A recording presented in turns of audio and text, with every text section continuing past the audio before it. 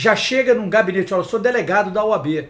Já chega para você, advogado, querendo dar baque em você, que eu sou delegado da OAB. Gente, pelo amor de Deus. Primeiro que essa carteirinha deveria ser proibida. Não deveria nem ser usada. O advogado não tem direito de fazer. Tomara que não faça isso comigo. Entendeu? Chegar com uma carteira que eu vou mandar até prender esse cara. Porque para mim ele é advogado. Se ele apresentar a carteira da OAB dele, para mim já está resolvido. Se ele me apresentar uma de delegado da OAB, eu mando ele jogar aquilo no lixo. Porque aquilo não é instrumento para ele usar. E, lamentavelmente, as subseções, elas fazem essa partilha, essa repartição, esse sorteio de carteiras com uma única finalidade. Qual é? Votos. Garantir votos. Tá? Para trabalhar para eles. Mas eu quero colocar outra coisa, espera. Outra situação do advogado até mais jovem, eu não diria novato, mais jovem na advocacia. Ele, como advogado, colocam ele na pior comissão que tem no estado, na OAB. Qual é? A Comissão de Ética e Disciplina.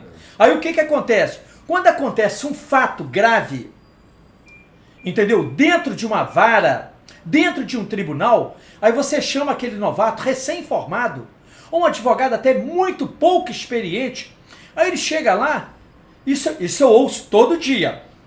Aí o advogado vai para lá para defender o advogado, ele acaba ali, não, tem que mandar esse cara para cadeia mesmo, entendeu? Tem que mandar esse cara para delegacia. Gente, é um absurdo. O seu delegado que foi, é verdade ou não é? O seu delegado que vai para o tribunal com o intuito de defender, formalizar uma defesa, ele fica com mais medo do juiz e ele passa a ser até... Isso eu tenho um monte de exemplos. Ele passa a ser até aliado do juiz e não do advogado. Vamos falar de plano de saúde. Gente, a magistratura tem um plano de saúde top. A mútua. Os engenheiros têm. A advocacia não tem plano de saúde.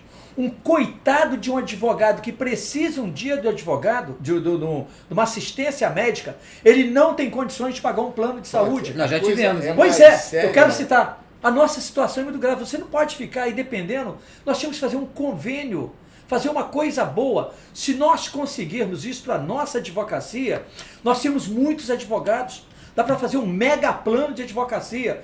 E como você falou, nós tivemos por muitos anos, um dos melhores. Eu já fui. Todos aqui eu acho que já participaram da CAA. Eu já fui. Era um plano top. Eu não sei. Você teve, certo? Exatamente. Era um plano sensacional. Aonde está o plano de saúde hoje da advocacia? Se todos querem isso, entendeu? Então nós não temos uma assistência na saúde. Isso é de extrema importância para a advocacia. Eu acho que a nossa instituição, ela deveria estar trabalhando isso. Eu não estou falando, por exemplo, nós pagamos realmente uma anuidade, uma das mais caras do Brasil. Sabe por quê, doutor Sérgio? Porque se você colocar, nós temos hoje no Rio de Janeiro mais de 200 mil advogados. Mas vamos colocar um exemplo hipotético. Se eu tenho aqui 100 mil advogados, se cada advogado pagar R$1.000 por mês de anuidade, eu tenho quantos R$1.000 todo mês? Aliás, no ano para receber? Não, dá uma média de 100 e poucos reais por mês, né? Porque a anuidade... Não, eu sei, mas eu estou falando anuidade. R$1.000. Anuidade por ano. R$1.000. Se eu tenho 100 mil advogados, eu tenho 100 milhões de reais dentro da carteira da OAB, das contas da OAB. Ainda tem as custas da Caixa. Tudo que se faz dentro da OAB se paga. Se um estagiário vai pegar a carteirinha dele, a maioria não paga porque não tem dinheiro. Então eles nem pegam a de estagiário, porque pega a carteira de estagiário tem que pagar anuidade também. Então, tudo dentro da OAB se recebe. Nada ali dentro, até a Xerox para tirar não tem mais. Tá? Então tudo é de graça. Eu quero falar que o volume de arrecadação da OAB é muito grande. Pegar a carteira e tem que pagar uma anuidade. Olha aqui, ainda que diferenciar, o recebimento da OAB é muito grande. Mas só que nós não temos retorno. Para onde? Eu só estou colocando 100 milhões. Eu estou mentindo, porque não são 100 mil advogados. Muito mais do que 100 mil. Tudo bem, você pode colocar inadimplente e tudo, mas se temos aqui 200 mil, eu estou colocando só 100, 100 milhões está garantido. Entendeu? Tem um repasse para o Conselho Federal, tem... Eu sei que tem isso, mas eu acho... Mas é arrecadado. A arrecadação maior fica aqui dentro. Sim. Tem a parte da Caixa, também fica aqui dentro. E a CAAJ é para isso. Por que a gente não aumenta um pouquinho a CAAJ? Vamos fazer um plano. Vamos defender o advogado. O advogado não tem saúde, a nossa saúde é muito curta. Nós trabalhamos muito, nós trabalhamos com a cabeça. Só para vocês terem uma ideia, a margem de infarto do advogado é uma, pergunta a qualquer médico cirurgião, é uma das maiores que tem no Brasil, vem da classe de advogados. Você sabe o que você não é isso? Que o advogado leva o problema do cliente para casa. Claro! Nós levamos o problema. Sonhando com essa porcaria. É o ABPREV. Isso. Nós não vamos nem falar do que aconteceu. O que aconteceu está aí sendo, né? Aconteceu. Estamos falando, o advogado hoje, que não, vamos supor, o advogado que não recolha o INSS, um advogado que não tenha dinheiro para contribuir, ou deixou de contribuir, esse advogado, daqui a uns 10, 15 anos, como esse advogado fica? A gente não tem um planejamento com relação a esses advogados que vão deixar o mercado de trabalho. E outra coisa, eles morrem e para sobreviver, para fazer até o enterro deles, eles têm que fazer o quê? Uma caixinha para resolver o que vai acontecer com a morte dele. Ele morreu, não tem família já, entendeu? Não tem ninguém, às vezes até um advogado sozinho. A situação é muito grave. Eu não vejo a OAB dando assistência. Ou até para os familiares dele, se houver ainda, ou para esse próprio advogado. É verdade. Nós temos aqui exemplos, lá, eu vejo lá em Jacarepaguá, nós tivemos muitos advogados que faleceram ali.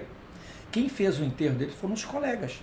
Porque não tinha nenhuma condição. Ia ser enterrado como indigente. Uma advogada, a doutora Raquel, de Macaé, que precisou fazer um tratamento oncológico, passando por extremas dificuldades. Nós chegamos até a fazer um vídeo sobre isso. E a doutora Raquel foi pedir a isenção da anuidade. E foi indeferido. Foi indeferido ao argumento de que se ela não tivesse condições de pagar a anuidade, ela poderia se desligar, deixar de ser advogada. Impressionante. Isso aí não é uma resposta que a gente espera da instituição. É realmente então, muito de dura. fato, falta isso. Eu vejo vários advogados, então por isso que é importante a criação de uma comissão específica de análise desses pedidos que chegam. Mas pessoas que passaram por isso, pessoas que realmente estejam capacitadas de fazer uma avaliação. Não pode uma pessoa que não tenha experiência ser a responsável pelo julgamento desses pedidos de isenção, que são importantíssimos.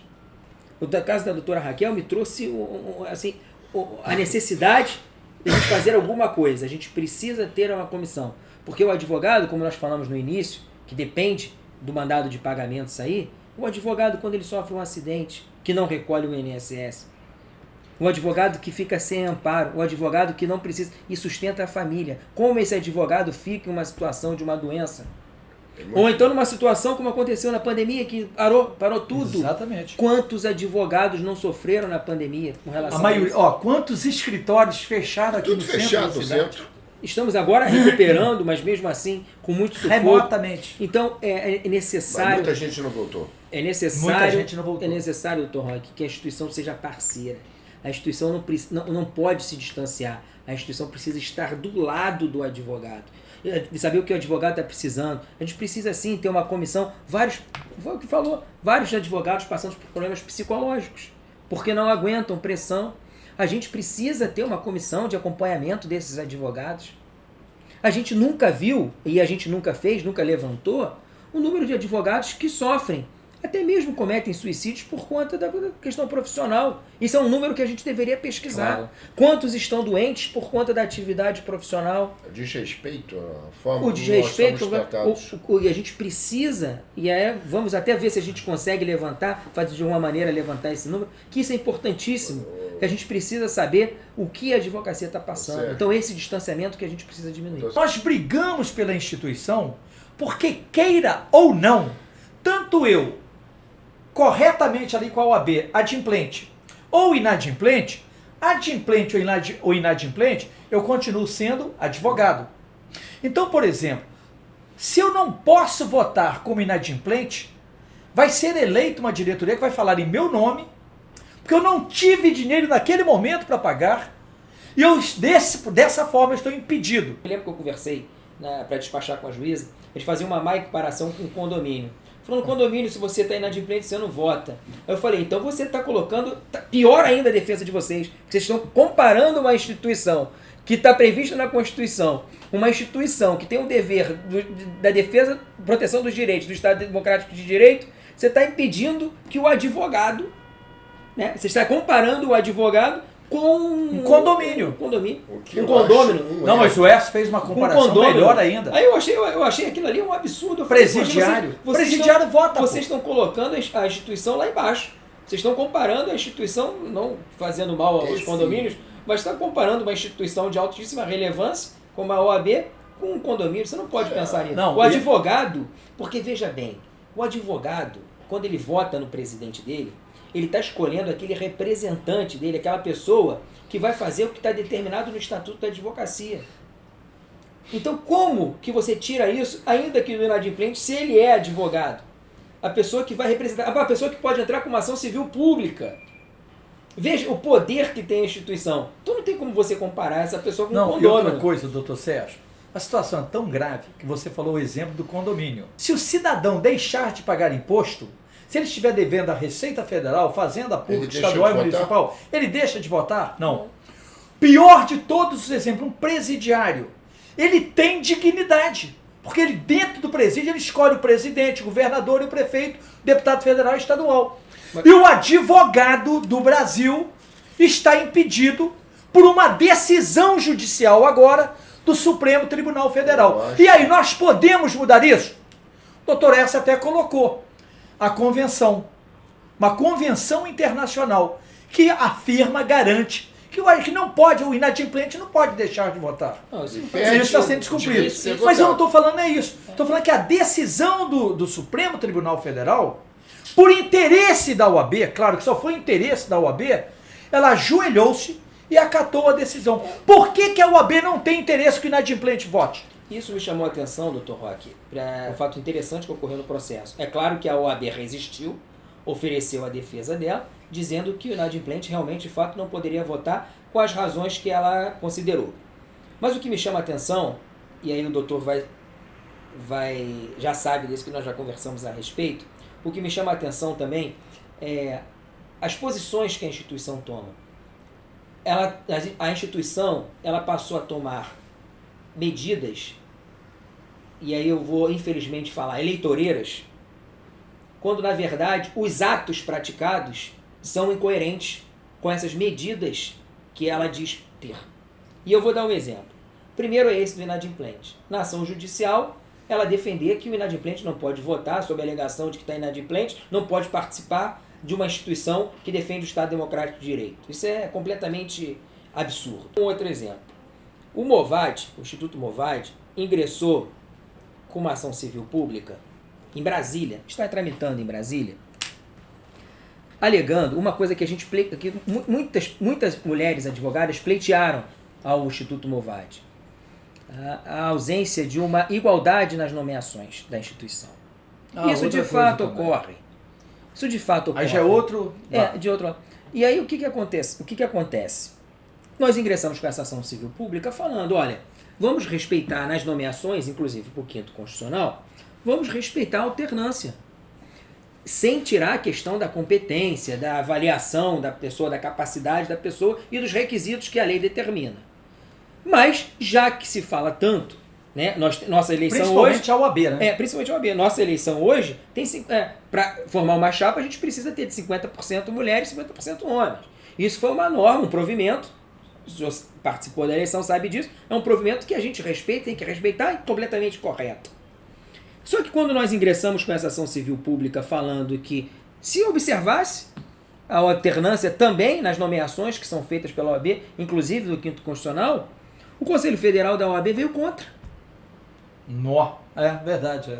Contestou e apresentou a contra-minuta no agravo, porque a nossa liminar foi indeferida, dizendo que não, isso aí é uma escolha institucional e que tem que seguir de acordo com critérios objetivos e que não pode ter essa alternância.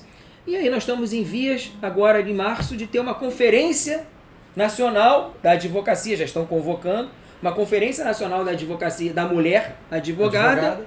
Para falar que a instituição defende a mulher advogada. E eu estou trazendo um exemplo de uma incoerência.